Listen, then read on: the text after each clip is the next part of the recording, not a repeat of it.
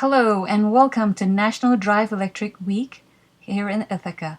From September 26th to October 4th, we'll be having many programs, and today we'll start with Electric Vehicle 101. For those who wish to know more about electric vehicles and not sure where to start, we'll be covering all the basics and all the common questions asked about EVs or electric vehicles. Some fun pop quiz. True or false? Can I charge my EV at home with just a normal outlet? Yes, you can. This is level 1 charging. It uses 120 volts and provides about 4 miles per hour of charging. So this is fairly slow. It's what they call a trickle charge. But if your EV has a small battery pack, this should not be a problem. But even if you have a larger battery pack and you drive less than 40 miles a day, which is most Americans, what you're doing is just topping up your car, the battery pack in your car. Most of us would not be driving, I don't know, 100 to 200 miles a day and having to charge from zero and having to wait 48 hours before it's fully charged. But definitely if you have a bigger battery pack, you might want to consider upgrading it to a level 2 charger. How many charging stations are there in Ithaca? 23 charging stations and rising. So there'll be more and more charging stations. All these charging stations is within a 10-mile radius of the city.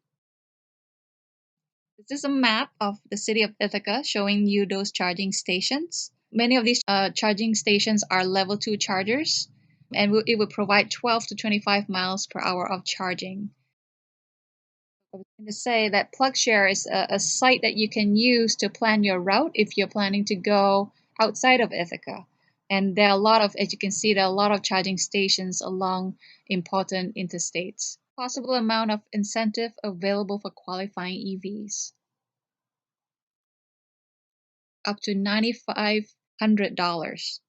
So this is a combination of the federal tax credit of $7,500 and the Drive Clean New York or the New York State rebate of $2,000. This amount depends on the EV model that you choose. The more electric range, the bigger battery pack, the higher the incentive. But another thing to be aware of is that the federal tax credit, it decreases after that manufacturer exceeds 200,000 in EV sales. So Tesla and General Motors are the two car manufacturers that has sold more than 200,000. So I think for Tesla, there's virtually no more federal tax credit, so you won't get $7,500 anymore. Highest electric range per charge available in today's models, and bonus if you can guess which EV model. So a lot of people complain like, well, I like the idea of electric vehicle, but I just is turned off by the fact that it has low electric range. Well, these days, the EVs that we're talking about have a pretty decent range. And the Tesla Model S long range has 335 miles. How many EV models are available in New York? You'll be surprised that there are actually 44 models available on the market. 26 of them are plug-in hybrids, and 18 of them all electric models. And here they are in graphical form. So you can see that there's a lot of choices between the 20,000 and 40,000 range. And if you look at the vertical axis, a lot of the reasonably priced ones, the $30,000 ones, have at least 200 of electric range. So, the prices have really come down by a lot in the past 5 to 10 years and will continue to drop to the point that electric vehicles will be the same price as cars with gasoline engine. I'm not ready to go all electric. There is the option of going with plug-in hybrid electric vehicles. So these cars still have a gasoline engine, a small gasoline engine that complements the battery. So also a smaller battery pack. And once the battery pack runs out of energy, it switches to the gas engine pretty seamlessly. And this is the kind of vehicle EV that's perfect for those who need to travel more than 40 miles a day or have a lot of long distance travel to do. And this graph compares the Hyundai Elantra with the Hyundai Ioniq. And the Hyundai Ioniq has two types of EVs, the plug-in hybrid and the all-electric versions. And you'll find that the total cost of ownership is very reasonable. Again, another comparison, monthly costs. If you're borrowing money as a car loan, the Hyundai Ioniq all-electric is also very reasonable. Just a quick overview of the past, present, and future. You'll be surprised, or may not be surprised, that EVs were invented more than 100 years ago. So they were invented in 1832. And actually, a third of total vehicles on the road in the United States were EVs. This was in the early 1900s. And by the 1920s, because a combination of factors such as cheap Texas crude oil and also the invention of the Model T, which is a lot more affordable and easier to operate, electric vehicles became, not as popular, and gasoline vehicles dominated for the next 100 years. By the 1970s, where a lot of big factors came into play that made people rethink electric vehicles. One was terrible air pollution in major cities. And as you know, air pollution can cause lung cancer, asthma. So not something that you would, just say, oh, whatever. And also, we were buying a lot of oil from foreign countries, and then it is not nice to be at the whim of these of this market, especially when they do an oil embargo. And of course, sometimes there's a gasoline shortage, so you see the long lines at the gas station. And of course, policies like the Clean Air Act in the 1970 revived interest in electric vehicles. But we had 60 years to catch up with the gas vehicles.